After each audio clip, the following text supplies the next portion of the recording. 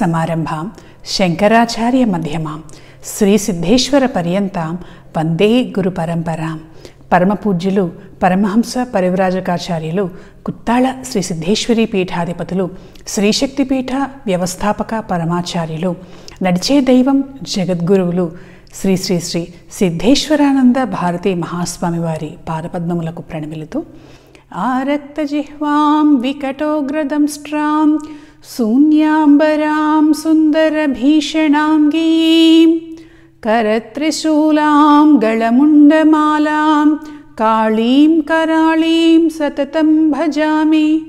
శ్రీశక్తిపీఠ మూలదేవత అనంత శక్తి స్వరూపిణి మహాకాలస్వరూపిణి అయినటువంటి శ్రీ మరకత శక్తికాళీదేవి పాదపద్మములకు ప్రణమిలుతూ దశమహావిద్యా దేవతల గురించి మనం చెప్పుకుంటూ ఉన్నాం. దుర్గాదేవి ఆమె దుర్గమాసుర సంహార సమయంలో తీసుకున్నటువంటి 10 మహత్తరమైనటువంటి రూపాలుగా ఈ విద్యలను గురించినటువంటి అవతరణ విశేషాల్లో మనకు కనిపిస్తున్నది. మరొక కథ ఉన్నది. అమ్మవారు ఈ 10 రూపాలను ధరించినటువంటి మరొక కథ కూడా మనకు కనిపిస్తున్నది. అసలు ప్రధానంగా దశ మహావిద్యలు అని అంటున్నామేమిటి? ఏదో 10 శక్తులు అనొచ్చు, దశ శక్తులు అనొచ్చు.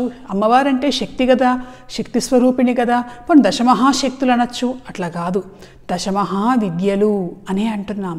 కారణం ఏమిటి అంటే దశ అంటే 10, మహావిద్యలు. విద్య అంటే ఏమిటి? విద్య అంటే చదువు అని అంటారు. విద్య అనేటువంటిది విత్ అనేటువంటి ధాతువు నుంచి వచ్చినటువంటి శబ్దం. విత్ అంటే ఏమిటి? తెలుసుకోదగినది. ఏదైతే తెలుసుకోదగినది ఉంటుందో, ఏది తెలుసుకుంటే మానవుడు తరిస్తాడో అదే విద్య, అదే చదువు, అదే జ్ఞానము. అయితే మరి ఇక్కడ గనక చూస్తే 10 మహావిద్యలు, మహా అంటే గొప్పది అనేటువంటి శబ్దంలో మనం వాడతాం. 10 గొప్ప విద్యలు అంటే 10 రకములైనటువంటి గొప్ప చదువా లేదా ఏమిటి అని అంటే ఇక్కడ 10 రకములైనటువంటి గొప్ప శక్తి కలిగినటువంటి తెలుసుకోదగినటువంటి రూపములు కాబట్టి విద్యలు దశమహావిద్యలు అని అన్నారు. అంతేకాదు, స్త్రీదేవత మంత్రములన్నిటినీ కూడా విద్యలు అనే అంటారు.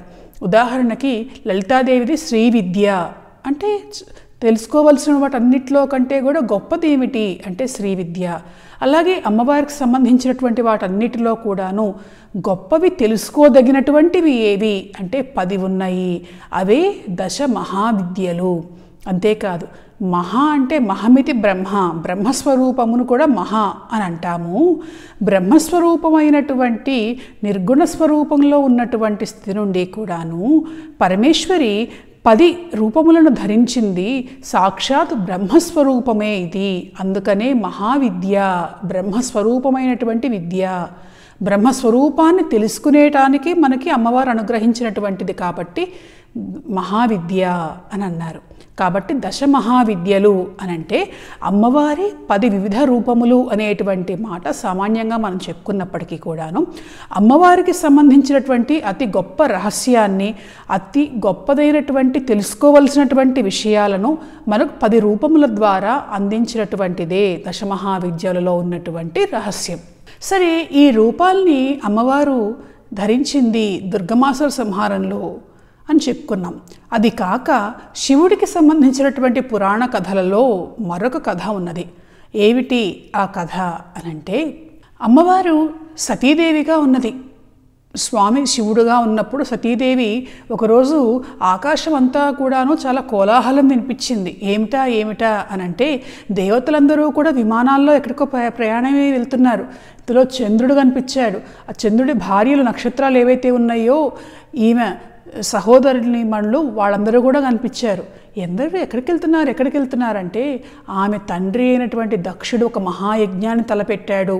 ఒకప్పుడు శివుడి మీద కలిగినటువంటి ఆగ్రహం వల్ల శివుడిని పిలవకుండా ఒక గొప్ప యజ్ఞాన్ని తలపెట్టి దేవలోకంలో ఉన్నటువంటి దేవతలందరినీ కూడాను పిలిచాడు. సతీదేవికి తెలిసింది ఈ విషయం. తెలిసి తన భర్త దగ్గరకు వెళ్ళింది. స్వామి, మీరు అనుమతిస్తే ఒకసారి మా తండ్రి దగ్గరికి వెళ్ళొస్తాను అంటే, దేనికి సతీ, ఇప్పుడు ఎందుకు వెళ్దాం అనుకుంటున్నావు అంటే, మా నాయన ఒక గొప్ప యజ్ఞాన్ని తలపెట్టాట, ఆ యజ్ఞం ఏదో చూడాలని ఉంది అనంటే పరమేశ్వరుడు అన్నట్ట, మనం పిలవని చోటుకు వెళ్ళకూడదు, అలా గనక వెళ్తే అవమానాల పాలవ్వాల్సి వస్తుంది. అయినా నువ్వు శక్తిని అని అంటావు, అన్నీ తెలుసు అని అంటావు, ప్రతి చోట కూడాను శక్తి లేకపోతే ఏది జరగదంటావు, నీకు ఏమాత్రం కూడా తెలియదా అక్కడికి వెళ్తే ఏం జరుగుతుందో అని అన్నాడు పరమేశ్వరుడు. అప్పుడు అమ్మవారికి ఆగ్రహం కలిగింది. నిజమే, నేను శక్తిని, ఒక శక్తిని మాత్రమే కాదు, ఈ దశ దిక్కుల ఈ సమస్తమైనటువంటి విశ్వమంతటా కూడా వ్యాపించి ఉన్నటువంటి శక్తి నేనే. భూత భవిష్యత్ వర్తమానాలు సమస్తము నాకు తెలుసు, అక్కడ ఏం జరుగుతుందో నాకు తెలుసు, లోక కళ్యాణార్థం అది జరిగి తీరాలి అంటే శివుడు నవ్వాడు. 10 దిక్కులా నువ్వు ఉన్నావా, ఎక్కడున్నావు, ఇక్కడేగా కనిపిస్తున్నావు అని అంటే ఆమె ఆగ్రహం కలిగింది. తన సహజ రూపంలో కాళిగా మారింది. చాలా భయంకరమైనటువంటి రూపంలో ఉన్నది కాళిగా.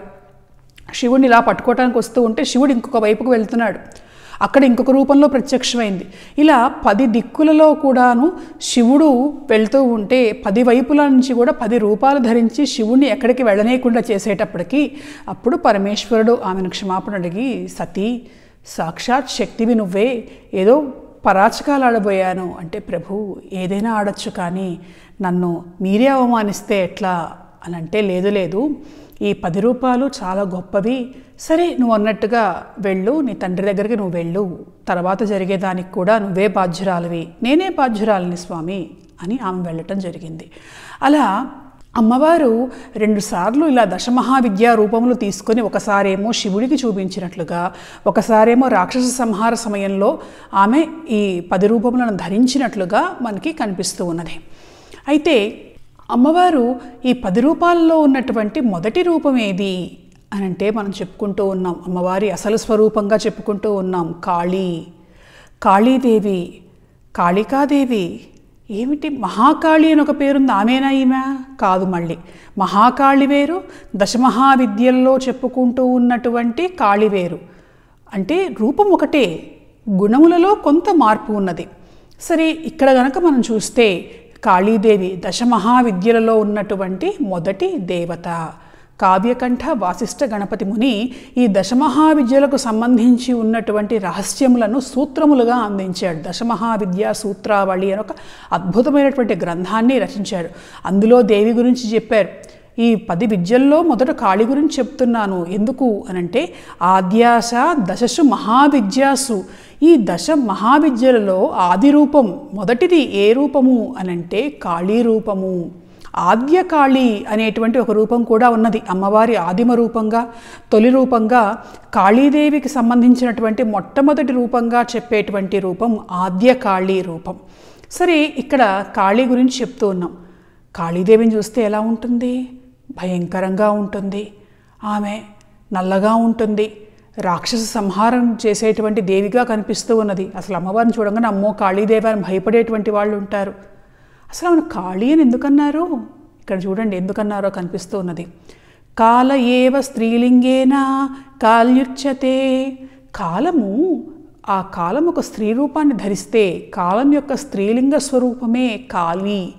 ఆ లా అభేదం అనేటువంటిది చెప్పి కాళీ అన్న రూపమే కాళిగా మారింది. కలికాలంలో కలి ప్రభావాన్ని తొలగించుకోవాలన్నా, కాలాన్ని మనకు అనుకూలంగా మార్చుకోవాలన్నా కాళిని ఉపాసించవలసిందే. అంతేకాదు, కాళి అన్న శబ్దానికి మరొక అర్థం చెప్తూ కాళవర్ణత్వాత్ కాళి అని చెప్పారు. అంటే నల్లటి వర్ణం కలిగినటువంటి దేవి కాబట్టి అమ్మవారిని కాళి అని అన్నారు. కొన్ని రూపాల్లో ఆమె తెల్లని రూపం కూడా ధరించి ఉందనుకోండి, అది వేరే విషయం. అంటే ప్రధానంగా నల్లటి రూపం కలిగినటువంటి దేవి కాలస్వరూపిణి కాబట్టి అమ్మవారిని కాళీ అని అన్నారు. ఈమె దశమహావిద్యా దేవతలలో మొదటి దేవతగా చెప్పారు, మొదటి మహావిద్యగా చెప్పారు. అంటే ఎవరైతే దశమహావిద్యా దేవతలను వాళ్ళ మంత్రాలను ఉపాసించాలని అనుకుంటున్నారో మొదటగా కాళీ మంత్రాన్ని ఉపాసిస్తే తప్ప మిగిలిన 9 మంత్రాలు కూడా ఉపాసించకూడదు అని ఒక సూత్రం ఉన్నది. ఏ దేవతకు ఆ దేవత స్వతంత్ర దేవత అయినప్పటికీ కూడాను మొదటి రూపం కాళి కాబట్టి కాళిని ఉపాసించిన తర్వాత మిగిలిన రూపాలను కనుక ఉపాసిస్తే తొందరగా ఫలితం వస్తుంది. అలాగే ఈ 10 మంత్రాలు కూడా చేయాలనుకున్న వాళ్ళు మొదటగా కాళీ మంత్రాన్నే ఉపాసించాలి. అయితే ఈ కాళీ రూపం ఏమిటో చాలా భయంకరంగా ఉంటుంది కదా, ఆ రూప విశిష్టత ఏమిటి రేపు చెప్పుకుందాం.